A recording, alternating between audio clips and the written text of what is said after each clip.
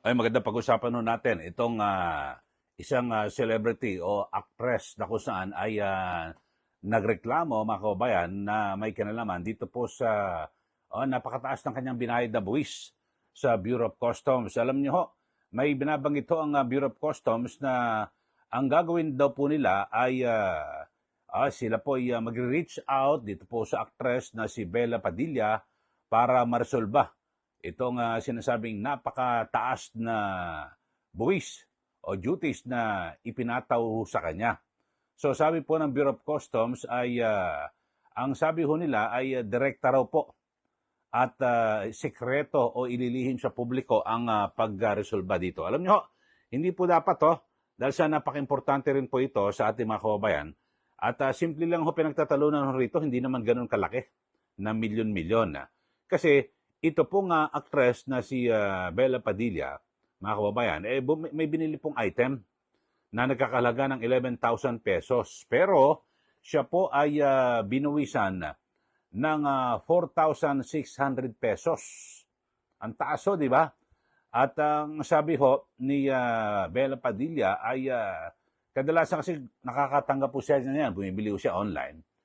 At ang dapat lang ho, base po sa kanyang pagkalkula, kasi meron pong calculator ang Bureau of Customs na kung saan ay, ang sabi po, yung kanyang ano lang naman, ang kanyang sinasabi, dapat 1,650 lang yung kanyang babayarang buwis. At nililaw po ng actress na hindi po siya tutol dito po sa pagbabayad ng buwis. Alam nyo, kasi, di ba, meron ho kasing meron pong ginagawa, 'di ba, yung Bureau of Customs. Ito online ho at ang sabi ho niya ay yung Customer Assistance and the Response Services o CARES na yung online calculator daw kasi kinalculate niya may online calculator pala ay estimate lang daw, Diyos ko pong buhay ito. Bakit ganon? Bakit estimate lang? Dapat kung ano yung ibinigay nyo online, dapat yun na. Ang dami pa ng mga charges at ginagawa ho. Pero dito ho, mga kababayan, ipinapanawagan ho natin, dapat ho ay hindi po ito resolbahin ng pribado. Kasi ang gusto ho, mga kababayan, parang makikipag-usap daw ho rito sa actress na si Bella Padilla, tapos yung tungkol po sa import duties. Parang mas maganda ho siguro ay talagang isiwalat po sa publiko paano lumabas sa computation yung 4,600 na import duties at samantalang ang binili mo lang na halaga ng isang produkto ay 11,000 pesos. So ang laki ho, no? At samantala lang meron pong online calculator ang Bureau of Customs, 1,650 lang. Magkakalokohan po tayo dyan, mga kababayan. At hindi ho pwede kasi sabi po ng ireresolba raw yung issue privately and directly. Hindi po. Kasi ako sa aking pananaw, ito pong si Bella Padilla ay isa pong celebrity artista at yung kanya mga binabanggit ho, mga kababayan, ay maring ito rin ang nangyari sa ibang mga kababayan natin, pangkaraniwang mamayan.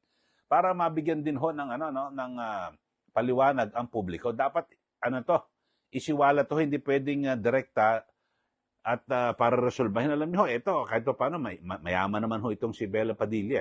Di po ba?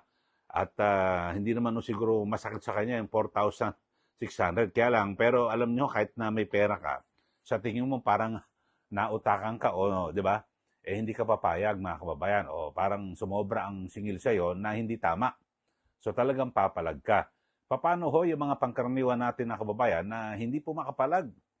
At baka pag tumawag ka ho dyan sa Bureau of Customs na magrereklamo ka, pagpapasapasahan ka, di po ba? Dahil sa siya, ito yung celebrity ho, mga kababayan, at ito pong si Bella Padilla ay napakarami ho ng mga followers, agad na umaksyon ang Bureau of Customs. Mga kababayan. Ito, panoorin ho muna natin itong report at sabi po ay makikipag-ugnayan daw po ang Bureau of Customs ng direkta dito po kay Bella Padilla para ma-resolve na raw po yung issue na yan. Kasi ilan ba ang followers ni Bella Padilla? Marami-rami ho ito, mga kababayan eh. So, tsaka sikat ho ito. Hindi po ba? At talagang kaya agad na yung ano no, yung Bureau of Customs ay agad na siyempre umaksyon ho rito. Okay, panoorin niyo ho muna itong report. At sa Billionaire News Channel na kung saan ay re-resolbahin na raw po ng tahimik itong complaint ng actress na si Bella Padilla. Ito ho, panoorin niyo. Nakipag-ugnayan ng Bureau of Customs sa aktres na si Bella Padilla kasunod ng umano'y over-assessed na tax sa kanyang shipment. Ayon sa BOC, re-resolbahin na lang nila ang issue privately at magiging patas sa anumang reklamo kahit sa isang individual o mga kilalang personalidad. Mababatid na nag-tweet noon si Bella na masyadong mataas ang 4,600 pesos na tax sa kanyang shipment na nagkakahalaga ng 11,000 pesos. Okay, so yan po ang binabanggit ito no, sa news na kung saan ay kasi ito ho, ako lang, kayo ho sa ating mga nanonood dito po sa ating channel, dapat ho ba ay direkta daw ho at ililihim na lang daw po sa publiko o privately ang pagresolba dito po sa isyong ito. Kasi itong si yung actress ay celebrity po ito. At maaaring yung kanyang pagreklamo, pwedeng kumatawan po ito sa iba pa ho nating kababayan na, ano ba tawag ko rito, na biktima? O dito po sa nangyari na mga ganito, sobrang import duties. Di po ba?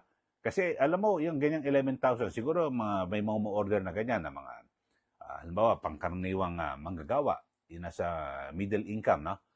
At yung mga ganyang halaga, maganda ho na isiwala to sa publiko ng Bureau of Customs, tapos idetalye bakit umabot sa 4,600 pesos ang buwis na ibinayad para po sa shipment na nagkakahalaga ng 11,000 pesos. O yun lang naman po. At hindi pa pwede na kasi may Bureau of Customs sa tax calculator kayo eh. So, ang sabi, estimate lang daw. Ito, binabanggit ho ng BOC na estimate lang daw ho yung duties and taxes. At maaari pa raw ho na, marami pa raw ho na mga bayarin kung ano-ano na ipapatong ho doon. Dapat malinaw po, di ba? Kasi kaya ho may mga nagsasabi, naku, dapat hindi mo na i-declare na yung ganyan mga produkto. So, pangit naman ho kasi, di ba, kung ito ho, talagang matinong mamamayan ho, magbabayad doon ng buwis eh. Pero kung susobrahan mo, baka siguro, di ba, hindi pa pwede. Kawawa naman ho yung mga wala hong malakas at malawak po na social media account na agad na pwedeng makarating dito po sa Bureau of Customs. Di ba? Pag tumawag ka dyan, pagpapasapasahan hanggang sa magsawa ka na naku, na lang nga. 4,650 lang naman tapos 1,600 lang dapat babayaran ko. So, kung pupunta ka pa rin sa Bureau of Customs, kung may sasakyan ka, gastos ka pa sa gasolina, kakain ka pa, tapos yung oras mo. So, ganun ho, mga kababayan. Yun lang ho. At dapat ho, isa publiko ho, wag hong ilihim ng Bureau of Customs. Ito hong reklamo ng actress na si Bella Padilla. At dapat ho ay ipaliwanag ho mismo ng BOC sa publiko bakit naging 4,650 ang inyong buwis sa 11,000 pesos na produkto. Na dapat ho sa calculator ay 1,600 lang. Pero sabi, marami pa raw ho iba't iba. Ipaliwanag nyo rin ho, bakit umabot ng 4,600? At di ba, kung ano-ano mga charges na ipinatong ho dyan. Para kwentas klaras lang po. At tayo naman ho, gusto lang po natin na malinawan at ako naniniwala ho ako mga kababayan na marami po sa ating mga kababayan na ganyan ang sinapit. Baka malala pa nga ho para ma-resolve ho. At agad na siguro mapaliwanagan ng tao, bakit ganyan umabot ng forces? Ganyan pala.